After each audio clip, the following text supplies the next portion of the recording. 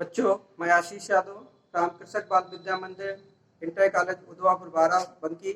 आज 12 A B class का class 12 A B class की इंग्लिश का फर्स्ट चैप्टर मैं आपको वीडियो में लेके आया हूँ, जो आपका पहला लेक्चर है। तो पहला लेक्चर में आपको फर्स्ट लेसन का अगल विदय बास्केट, एक लड़की और टोकरी की कहानी है। इसके जो राइटर है विलियम सी डगलस जी हैं। इसकी मुख्य भूमिका ये होती है, विलियम सी डगलस जो है अमेरिका के सुप्रीम कोर्ट के एक जज होते हैं, जो प्रत्येक स्थान पे विजिट करने जाते थे, प्रत्येक देशों में जाकर के विजिट करने जाते थे। और उसी समय जो है विलियम सी डगलस जो थे वो आए और जो है भारत की जब विजिट करने का उन्होंने मन बनाया, तो जब उन्होंने भारत के विजिट पे आए तो उस समय हमारा देश जो था दो भागों में बट चुका था। इंडिया और पाकिस्तान दो भागों में डिवाइड हो गया था। तो पाकिस्तान के कुछ लोग जो आकर के भारत में शरण ले लिए थे, और फिर उनके पास कोई प्रॉपर्टी वगैरह थी नहीं, तो वो अपना जीवन यापन किस तरह से करते हैं, इसी के इर्द गिर्द में ये कहानी है। ये कहानी जो है, कहानी के मुख्य लोग कौन कौन से हैं? डब्ल्यू सी डगलस है, जो इस लेसन के जो है राइटर हैं। और दूसरी इसकी एक मुख्य भूमिका होती है, इसका गर्ल विधा बास्केट। एक जो है गर्ल होती है, एक लड़की 9 साल की होती है, वो राइटर से मिलती है और किस प्रकार से उसका वार्तालाप होता है। और तीसरा जो पात्र होते हैं उसमें पंडित जवाहरलाल नेहरू जी होते हैं, और वह जो होते हैं उनसे और डब्ल्यू जी से मुलाकात होती है, डब्ल्यू जी से। और चौथा जो पात्र होता है, कुछ और रिफ्यूजी चिल्ड्रन होते हैं, वह जो है डब्ल्यू विलियम सी डगलस से मिलते हैं।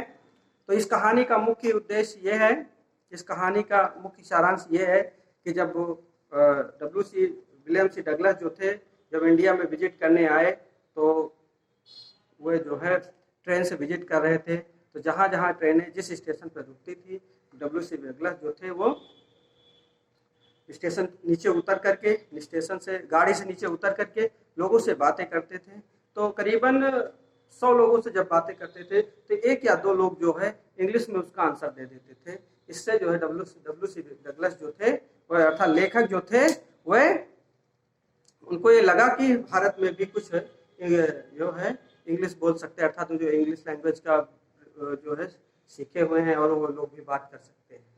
इसे हर एक स्टेशन पर उतरते थे, लोगों से बातें करते थे और संस्कृति के बारे में बातें करते थे, व्यवहार के बारे में बात करते थे, और वहाँ के जो एटमॉस्फेयर था उसको देखते थे।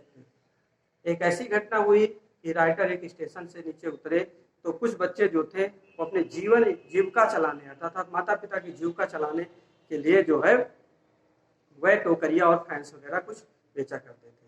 तो जैसे ही ट्रेन पर लेखक उतरे, उतरने के बाद वो सारे बच्चे जो थे टिड्डी की तरह उनको घेर लिए। घेरने के बाद जो है अपना अपना वो प्रचार करने लगे, बाबूजी हमारा ये सामान है, ये टोकरी ले ले, ये खिलौने ले ले, वो खिलौने ले लिए।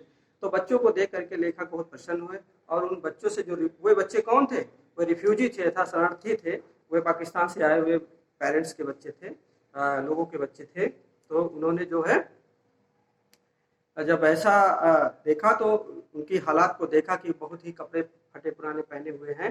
तो फटे पुराने जब कपड़े पहने हुए हैं तो उन्होंने जो है उनके सारे खिलौने वगैरह खरीद लिए और उनको ढेर सारे पैसे दिए। अब लेखक पूरे हाथ से भर गए खिलौने, और वो जा ही रहे। तभी एक 9 साल की बच्ची जो थी वो आई और रिक्वेस्ट करने लगे कि बाबूजी मेरे भी खिलौने ले लिए। तो उन्होंने कहा कि मेरे पास जो है जगह नहीं है, मैं कहाँ रखूँ। बहुत सारा रिक्वेस्ट करने लगे। तो उन्होंने जो है कहा ठीक हम खिलौने नहीं लेंगे, हम आपको पैसे दे रहे हैं, पैसे दे करके अपनी जो है जा करके अपना काम चला लीजिए।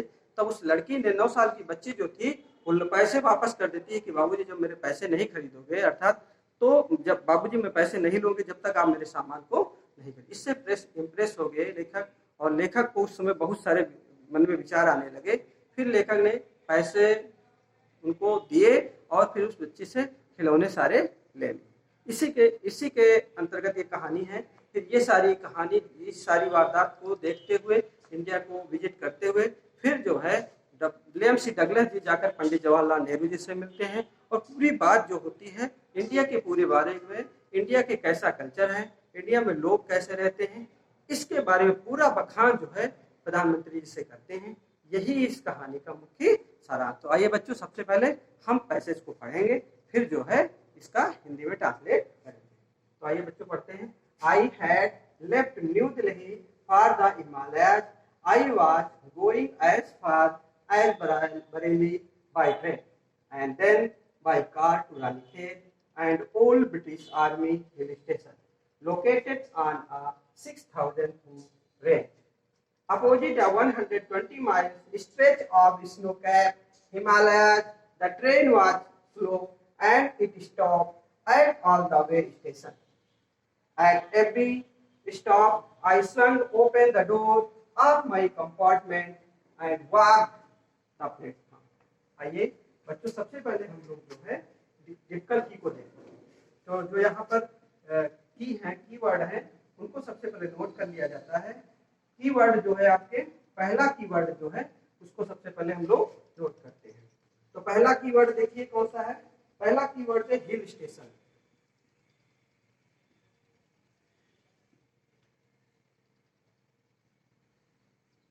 हिल स्टेशन, हिल स्टेशन जो पहला आपका कीवर्ड है hill station. Hill station means होता है place of hill, place of hill अर्थात पहाड़ी का स्थान, पहाड़ी का स्थान। तो दूसरा जो आपका वर्ड है, दूसरा वर्ड है रेंज। दूसरा वर्ड आपका क्या है, रिज। देखिए ये ridge, RIDGE, ridge. Ridge means होता है माउंटेन रेंज, माउंटेन रेंज को हम लोग हिंदी में क्या कहते हैं, पर्वत श्रृंखला, पर्वत श्रृंखला। फिर अगला जो वर्ड है आपका स्ट्रेच। स्ट्रेच मीन्स होता है फैला हुआ, STRETCH, स्ट्रेच। स्ट्रेच मीन्स होता है स्प्रेड, SPREAD, स्प्रेड मीन्स होता है फैलाव, फैलाव। तो फिर अगला वर्ड है स्नो कैप। देखिए यहीं पर होगा वर्ड स्नो कैप। चलिए स्नो कैप इसमें नहीं दिख रहा है, कंपार्टमेंट देखते हैं। कंपार्टमेंट मीन्स होता है कंपार्टमेंट। कंपार्टमेंट मीन्स होता है डिब्बा, जिस डिब्बे में वो सफर। तो बच्चों अब हम जो है आते हैं इसका हिंदी में ट्रांसलेट करते हैं। देखिए कैसे बात किया जाता है। आई had left New Delhi for the Himalaya. मैं न्यू दिल्ली को छोड़ा और हिमालय के लिए प्रस्थान किया।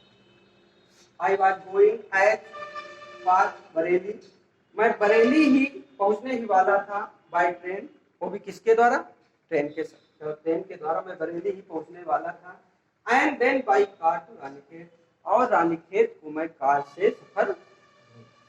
And old British army hill station located on 6,000, जहां पर जो एक पुरानी आर्मी की जो हिल स्टेशन है वो 600 फीट रेंज, 600 फीट पर स्थित है। In range opposite 120 mile stretch for snow cap Himalaya, जो हिमालय के 120 मील स्नो कैप में होता है कि पर्वत बर्फ से ढकी हुआ एक जो है हिमालय का एक छोर है जो उसके अपोजिट साइड में। द ट्रेन वाज स्लो, वहां पर जो है ट्रेन धीमी होती है। And it stop at all the way station, और धीरे धीरे कर करके प्रत्येक स्टेशनों पर वो गाड़ी वहां पर रुकती है। एट एवरी स्टॉप, और प्रत्येक स्टॉप पे I swung open the door of my compartment. जब स्टेशन पे गाड़ी रुकती थी तब मैं अपने डिब्बे का जो डोर था उसको खोलता था। एंड वॉक्ड द प्लेटफॉर्म, और प्लेटफॉर्म पे जाकर के वहां पर जो है प्लेटफॉर्म पे जाकर के हम लोग वहां पर टहलते थे। आइए बच्चों सेकंड स्टेज पैसेज पढ़ते हैं। The platforms were packed with people, Sikh, Muslims, Hindus, soldiers, merchants, priests, porters, beggars, hawkers, almost everyone was barefoot and dressed in loose white garments. I would ask at least three people before I could find one who spoke English. We would talk word affair and every major topic the news of the day produced. In this way, I was trying to get a feel of the pulse of nation, checking opinion against official attitude and reports. आइए बच्चों, हम तो सबसे पहले typical keywords को note करते हैं। Keywords देखिए कौन कौन से हैं। कीवर्ड्स कीवर्ड्स पहला है आपका packed with प्यूपिल। Packed with प्यूपिल। Packed with प्यूपिल इसका मतलब होता है क्राउडेड, और क्राउडेड मीन्स होता है आपका जानते हो भीड़ भाड़। क्राउडेड मीन्स भीड़ भाड़। अगला वर्ड है मर्चेंट्स। अगला वर्ड है क्या है? मर्चेंट्स। देखिए मर्चेंट्स। मर्चेंट्स मीन्स होता है आपका बिजनेसमैन, बिजनेस। और बिजनेसमैन को हम लोग क्या कहते हैं? व्यापारी कहते हैं। बिजनेसमैन को व्यापारी कहते हैं। अगला वर्ड है प्रीस्ट। प्रीस्ट मीन्स होता है आपका पुजारी, PRIESTS। प्रीस्ट। प्रीस्ट मीन्स होता है क्लर्जीमैन। क्लर्जीमैन। क्लर्जी मीन्स होता है पादरी, जिसको हम लोग बोलते हैं। क्लर्जी मैन मीन्स क्या होता है? पादरी। फिर अगला जो वर्ड होगा आपका पॉर्टर होगा। यहाँ पे नोट करते हैं PORTERS। पॉर्टर्स। पॉर्टर्स मीन्स होता है पुलिस। जो आपके पुलिस होते हैं, वो पुलिस को हम लोग जानते हैं, पुलिस के नाम से ही जानते हैं। पुलिस को हम लोग किसके नाम से जानते हैं? पुलिस के नाम से जाना जाता है। फिर जो अगला वर्ड है आपका hawkers.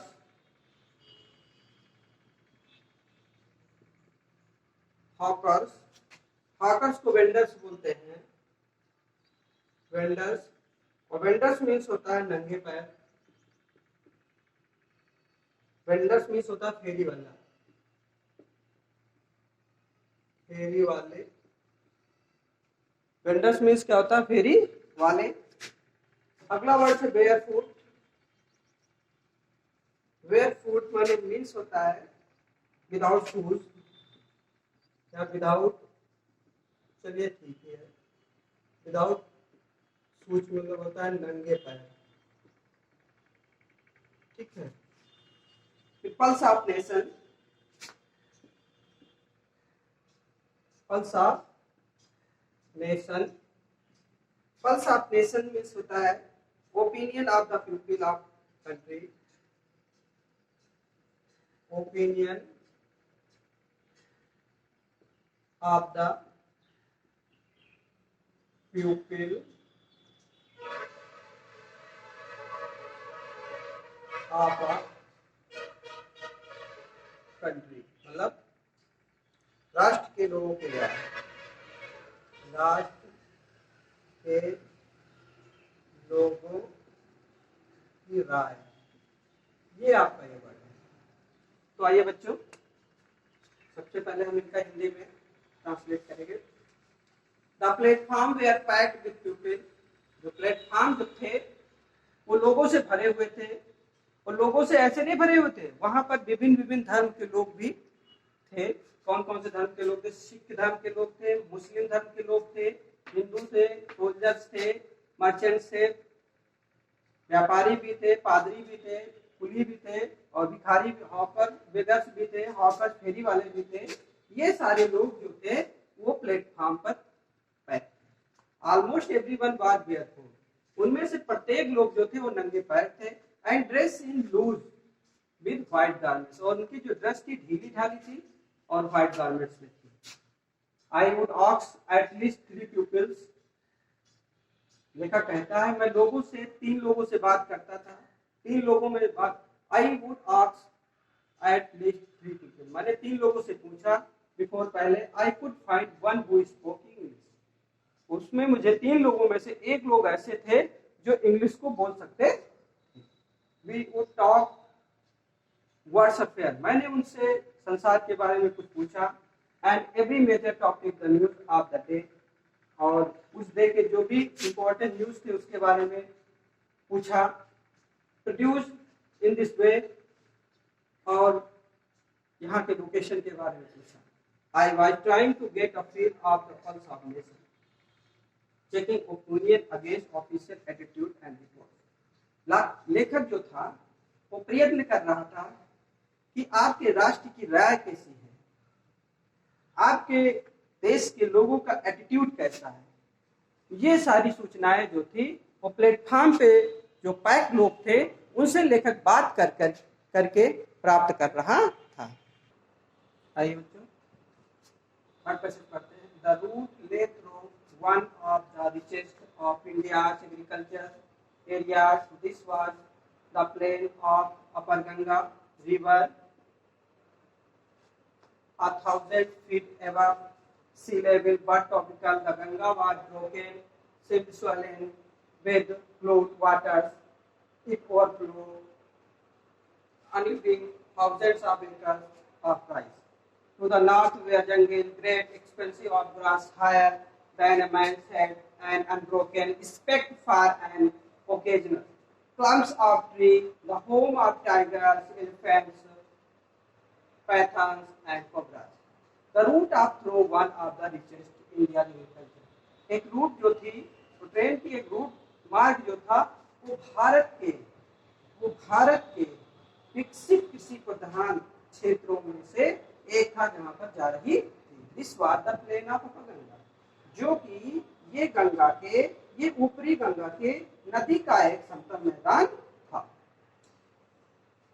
River 1,000 feet above sea level, but topical, ये हजारों फीट जो था वो समुद्र तल से ऊंचा था, लेकिन वहां भी शीत कश्मीर जो है वहां भी अत्यधिक गर्मी या अत्यधिक गर्म थी। The Ganga was broken silk, Ganga मटमैली थी, and swollen with floated water, और बाढ़ से युक्त थी। The overflow in inundating thousands of acres of rice, जो कि बाढ़ के कारण, गंगा अपनी बाढ़ के कारण हजारों जो है एकर्स धान की फसल को बाढ़ से लिप्त थी। द नॉर्थ वेयर जंगल, और नॉर्थ में जो जंगल था, तो ग्रेट एक्सपेंसिव ऑफ ग्रास, जो कि एक बहुत ही महंगी घास थी। देन अ मैन्स हेड, जो कि मैन्स आदमी के सिर से भी ऊंची वो घास थी। And unbroken except for the occasional clumps of tree, और उसमें झुरमुट करके, और जो इसके बीचों बीच में पेड़, बड़े पेड़ों का एक झुरमुट था, जिसमें उनके घर थे, कौन से, टाइगर के घर थे, एलिफेंट के घर थे, और अजगर के थे, और कोबरा सांप के घर थे। तो बच्चों ये 3 जो पैसेज का हमने आपको जो है हिंदी में जो है इसका अनुवाद किया है। अगले वीडियो में अगले पैसेजों का हम जो है आपको जो है अनुवाद करेंगे, अर्थात उसका हिंदी में इसका ट्रांसलेट करेंगे। धन्यवाद।